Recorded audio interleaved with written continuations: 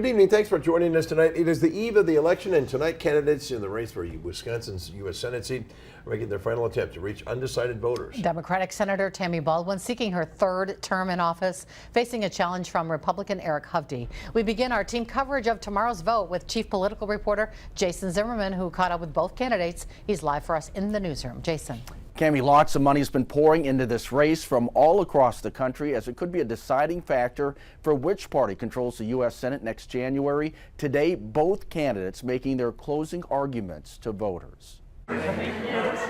At the Winnebago County Democratic headquarters, supporters of Senator Tammy Baldwin excited on this election eve, seeing their candidate make one final pitch. What I would say overall is that we have seen very encouraging numbers with the mail-in voting and the early in-person voting. Baldwin campaigning alongside Governor Tony Evers, once again highlighting the differences between her and Hovde, especially on issues important to the Democratic base. My opponent would repeal the Affordable Care Act. I helped write it, including the provision that allows young people to stay on their parents' health insurance till they turn 26.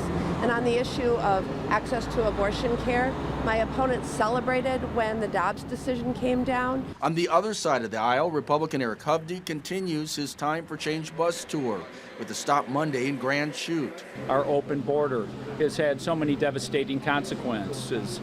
Not only, criminals coming into our country, but the fentanyl crisis, and they've created a humanitarian crisis. Hovde also expressing confidence, even though he trails Baldwin by a couple of points in the most recent Marquette Law School poll. Look, there's a lot of hunters in our state that care deeply about our Second Amendment and the direction of our country.